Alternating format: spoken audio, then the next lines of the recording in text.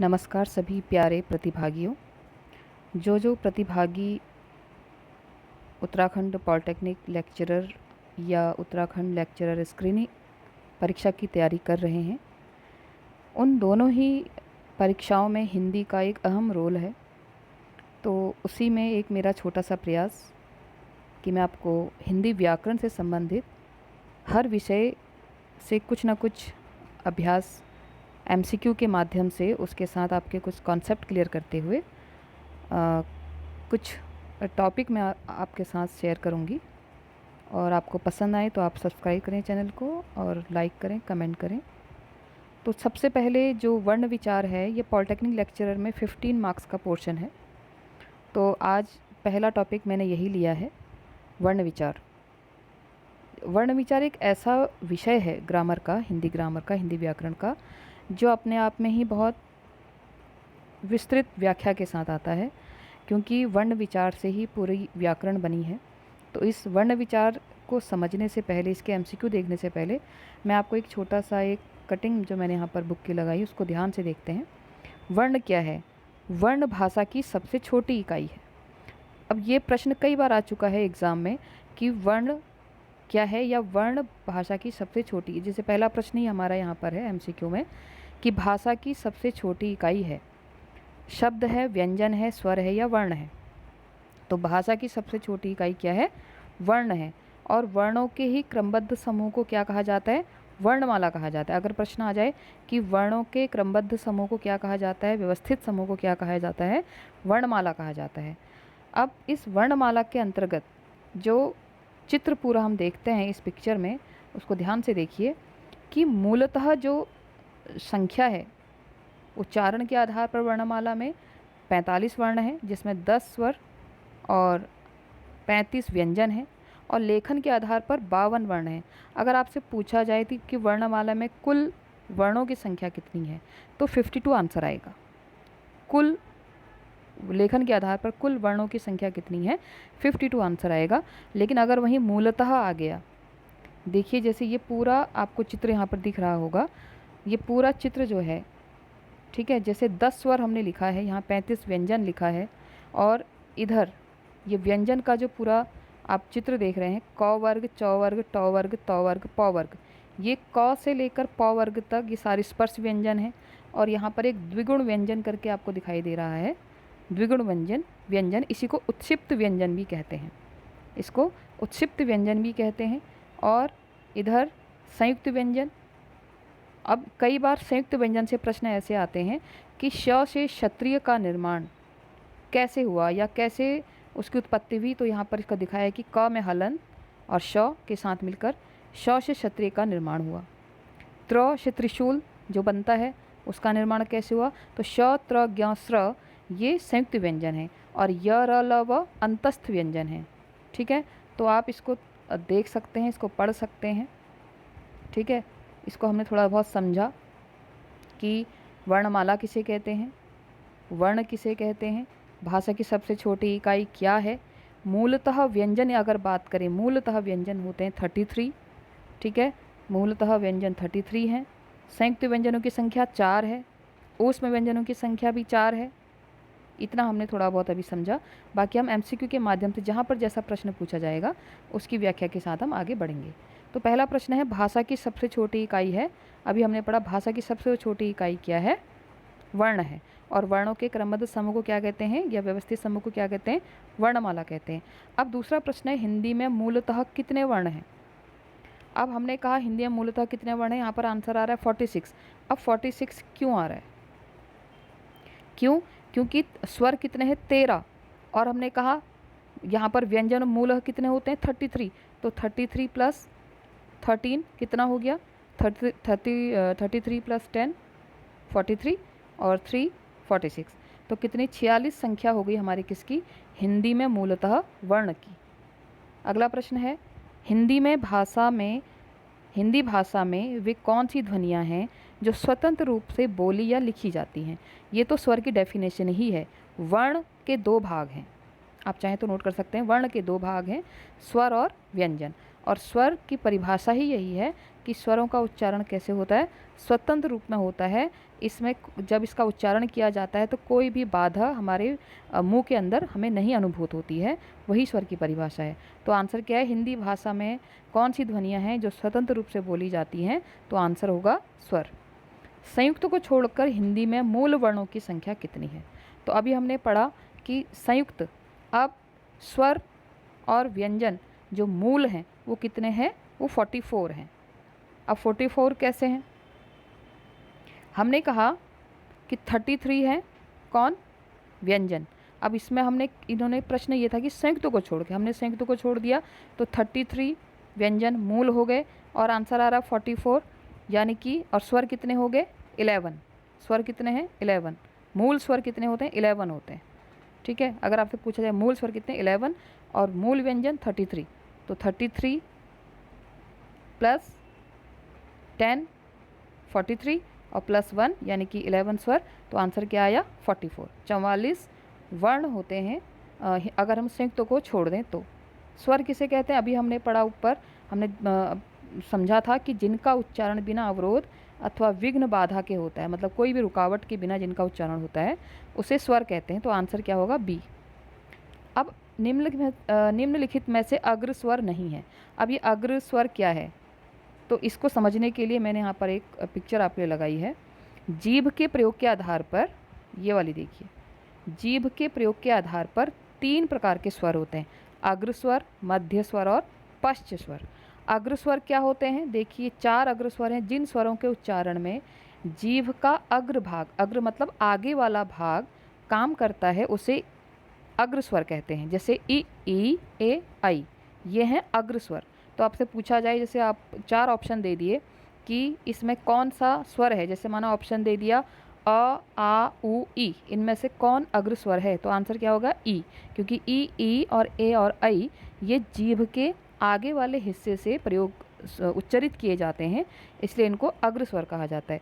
अब मध्य स्वर में सिर्फ एक ही स्वर है, तो ये महत्वपूर्ण भी है परीक्षा की दृष्टि से और याद करने के लिए भी आसान है कि मध्य स्वर केवल एक ही है। जिन स्वरों के उच्चारण में जीभ का मध्य भाग काम करता है उसे मध्य स्वर कहते हैं और सिर्फ एक ही मध्य स्वर है और वो है अ। अब है पश्च स्वर, यानी कि जीभ के पीछे वाले भाग से जिन स्वरों का उच्चारण होता है उन्हें पश्च स्वर कहते हैं। जैसे कौन कौन से हैं? आ उ ओ औ और ये जो आप देखते हैं ना अ, इसको आगत स्वर भी बोलते हैं। ठीक है, तो ये पश्च स्वर हैं। तो यहाँ पर प्रश्न क्या था कि निम्नलिखित में से अग्र स्वर नहीं है। अभी हमने पढ़ा अग्र स्वर कौन कौन से होते हैं, अभी हमने पढ़ा ई और ए आई, तो इसमें कौन सा नहीं है?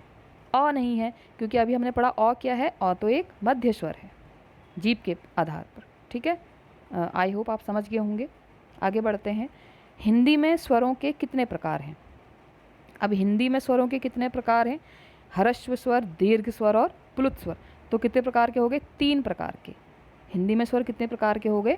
3 प्रकार के। ये भी हम यहाँ देख लेते हैं, देखिए 3 प्रकार के। ह्रस्व स्वर किन्हें कहते हैं? जिनके उच्चारण में कम समय यानी कि एक मात्रा का समय लगता है, जैसे अ ई उ। ठीक है, जिसको हम छोटा अ, छोटी और छोटा ऊ भी बोलते हैं, इनको ह्रस्व स्वर। छोटा मतलब ह्रस्व और दीर्घ मतलब बड़ा। तो जिनके उच्चारण में ह्रस्व से दुगना समय लगता है, अधिक समय लगता है, यानी कि 2 मात्रा का समय लगता है, उन्हें दीर्घ स्वर कहते हैं। जैसे आ, बड़ी ई, बड़ा ऊ, ए ऐ ओ, औ और ओ। ठीक है, इन्हें हम दीर्घ स्वर कहते हैं। और प्लुत स्वर जिनके उच्चारण में दीर्घ स्वर से भी अधिक, उससे भी अधिक समय लगता है। जैसे हम जब ओम का उच्चारण करते हैं तो यहाँ पर आप देख रहे होंगे एस टाइप का जो साइन आता है, ये प्लुत स्वर की पहचान है। ठीक है, तो अगर प्रश्न आ जाए कि जिनके उच्चारण में कम समय लगता है वो कौन से स्वर होते हैं? वो ह्रस्व होते हैं। जिनके उच्चारण में ह्रस्व से दुगना समय लगता है वो दीर्घ होते हैं, और जिनमें दीर्घ से भी अधिक समय लगता है वे प्लुत होते हैं। तो अब यहाँ पर हिंदी में स्वरों के कितने प्रकार हैं? 3 प्रकार हैं। कौन कौन से? ह्रस्व, दीर्घ और प्लुत स्वर। अगला है हिंदी वर्णमाला में अंग और अह क्या है? ये अयोगवाह हैं। अगर आपने ध्यान दिया होगा जब मैंने आपको शुरू में ये पेज दिखाया था, तो यहाँ पर देखिए अंग और अह, अच्छा यहाँ नहीं दिया है, अंग और अह क्या होते हैं? प्रश्न कहाँ है? ये है। अंग और अह क्या होते हैं? अयोगवाह होते हैं। देखो स्वर तो होंगे नहीं, क्योंकि स्वर तो सारे अंग अह स्वर के अंतर्गत ही आते हैं। व्यंजन नहीं है, क्योंकि व्यंजन अभी हमने कहा ना मूल स्वर, तो मूल स्वर में तो ये आता नहीं, अंग अह नहीं आता है। व्यंजन, व्यंजन तो स्वरों की सहायता से बोले जाते हैं। अयोगवाह, ये अयोगवाह है, अंग और अह अयोगवाह है, इनको अनुनासिक भी बोला जाता है। अंग और अह को क्या बोला जाता है? अनुनासिक भी बोला जाता है, ठीक है। अनुस्वार और अनुनासिक बोला जाता है, तो ये अयोगवाह के अंतर्गत आते हैं। और संयुक्ताक्षर मैंने आपको बताया 4 होते हैं, ठीक है, श, त्र, ज्ञ और श्र। अगला प्रश्न है, जिनके उच्चारण में दीर्घ स्वर से भी अधिक समय लगता है वे कहलाते हैं। ये अभी हमने पढ़ा, दीर्घ स्वर से भी अधिक समय जिसमें लगता है वे क्या कहलाते हैं? वे प्लुत स्वर कहलाते हैं, ठीक है। अगला प्रश्न है, कौन स्वर नहीं है? अभी तो हमने पढ़ा ना, देखो य खाली, ये तो सबको पता है, हम कहते हैं ना, आपको क से ज्ञ तक तो आते होंगे ना व्यंजन, तो अ, उ, ए ये स्वर हैं, जबकि य क्या है? ये एक व्यंजन है। अभी हमने ये ह्रस्व स्वर, दीर्घ स्वर, प्लुत स्वर ये हमने पढ़ लिया है, ठीक है। अगला है, उच्चारण के समय जीभ की स्थिति के अनुसार स्वरों के भेद कितने हैं? अभी हमने पढ़ा 3 भेद होते हैं, अग्र स्वर, मध्य स्वर और पश्च स्वर। अभी हमने अलग तरह से पढ़ा कि कौन सा अग्र स्वर नहीं है, उसमें अ आंसर था, ठीक है। तो अब यहाँ पर एग्जैक्ट प्रश्न पूछा गया है कि उच्चारण के समय जीभ की स्थिति के अनुसार स्वरों के कितने भेद किए गए हैं? 3, ठीक है। कौन कौन से? अग्र, मध्य, पश्च। अग्र मतलब जीभ के आगे, मध्य मतलब जीभ के बीच भाग में, और पश्च मतलब जीभ के पीछे वाले भाग में। तो मध्य स्वर अ है, तो ये महत्वपूर्ण है, हो सकता है आ जाए एग्जाम में। वे ध्वनियाँ जो स्वरों की सहायता के बिना उच्चारित नहीं हो सकती, वो व्यंजन है ना। अभी हमने ऊपर पढ़ा कि व्यंजन है जो स्वर की सहायता से ही बोले जाते हैं। अगला प्रश्न है, स्पर्श व्यंजन है। तो अब स्पर्श व्यंजन को समझने के लिए मैंने यहाँ पर एक पिक्चर आपके लिए लगाई है।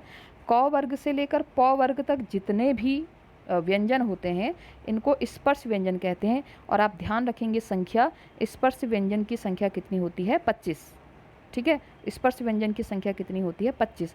तो अब प्रश्न है कि इनमें से स्पर्श व्यंजन नहीं है, श नहीं है, छ नहीं है, ल नहीं है, या ह नहीं है। अच्छा सॉरी, स्पर्श व्यंजन है पूछा है ना, क्योंकि साब इसमें ये देखिए छ और ल और ये सब क्या है? श नहीं है, क्योंकि श तो ऊष्म व्यंजन है। ल, य, र, ल ये अंतस्थ व्यंजन है, और ह ये भी है, य, र, ल, व, ठीक है। तो आंसर क्या है? छ, क्योंकि हमने अभी पढ़ा कि क वर्ग से लेकर प वर्ग तक जितने भी व्यंजन आते हैं ये स्पर्श व्यंजन कहलाते हैं। और जो इनके आप अंत में देख रहे हैं, क वर्ग के अंत में अङ, च वर्ग के अंत में य, त, अण, ये सारे पंचमाक्षर कहलाते हैं, ठीक है। इनको पंचमाक्षर कहा जाता है। इसमें अनुनासिक, ये देखिए प्रश्न आ ही गया है, ये प्रश्न आ ही गया, देखिए हिंदी व्याकरण के अंतिम पंचमाक्षरों का उच्चारण स्थान क्या है? अनुनासिक, है ना। जब आप इसका उच्चारण करेंगे अङ, तो कहीं ना कहीं आपकी जो वायु है वो नाक के रास्ते बाहर से आएगी।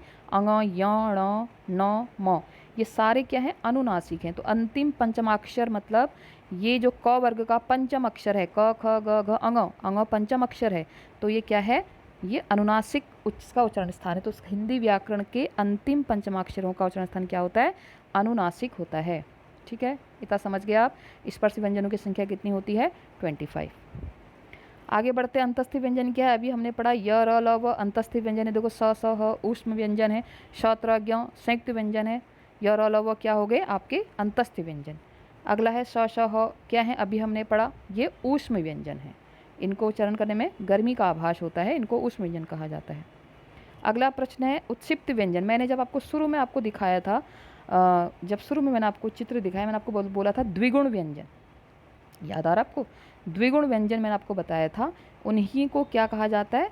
उत्क्षिप्त व्यंजन भी कहा जाता है। ये देखिए, ये मैंने आपको दिखाए थे द्विगुण व्यंजन, इन्हीं को क्या कहा जाता है?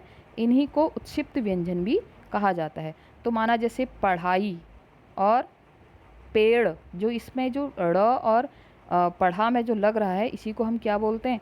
उत्क्षिप्त व्यंजन बोलते हैं। तो प्रश्न है उत्क्षिप्त व्यंजन है कौन सा है? डी आंसर है, ड़ और ढ। श आपके ऊष्म व्यंजन हो गए, य, र, ल भी हमने पढ़ा अंतस्थ व्यंजन हो गए, श, त्र, ज्ञ आपके संयुक्त व्यंजन हो गए। तो अण और ढ क्या है? उत्क्षिप्त व्यंजन, इनको द्विगुण व्यंजन भी कहा जाता है।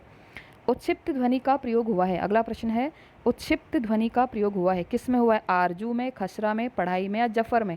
तो आप देखेंगे ध्यान से, पढ़ा ढ में किसका प्रयोग हुआ है? उत्क्षिप्त ध्वनि का प्रयोग हुआ है। तो आंसर है सी, 19 ज्ञ वर्ण किन वर्णों के संयोग से बना है? जब मैंने आपको संयुक्त व्यंजन ऊपर दिखाए थे तो मैंने आपको बताया था संयुक्त व्यंजन किस प्रकार बनते हैं। तो देखिए ज के नीचे हलंत और यौ, ये इसका सही आंसर है। ये कई बार प्रश्न में पूछे जाते हैं कि ज्ञ किन वर्णों के संयोग से बना है, श्र किस वर्णों के संयोग से बना है, ज्ञ और वो श से क्षत्रिय किस वर्णों के संयोग से बना है। तो आप इसको ध्यान में रखेंगे, ठीक है। इसका आंसर है बी। अगला प्रश्न है श, त्र और ज्ञ की गणना स्वतंत्र वर्णों में नहीं होती क्योंकि? पहला ही आंसर इसका क्योंकि ये संयुक्त व्यंजन है। स्वतंत्र वर्ण कहाँ से हो जाएंगे? जब ये खुद ही दो वर्णों से मिलकर बन रहे हैं, ठीक है। तो इसका आंसर क्या है? ये संयुक्त व्यंजन है, इसलिए इनकी गणना स्वतंत्र वर्णों में नहीं होती है। तो प्रतिभागियों, आज ये मेरा छोटा सा पहला प्रयास था। अगर मुझसे कोई भूल हो तो मुझे क्षमा करें। मैं आपके लाइक, कमेंट, शेयर की वजह से आगे इनको बढ़ाते रहूँगी और महत्वपूर्ण प्रश्नों का अभ्यास कराते रहूँगी, और साथ साथ में जो फैक्ट मुझे समझ में आते मैं आपसे शेयर करूँगी। तो आज के लिए इतना ही। बहुत बहुत धन्यवाद।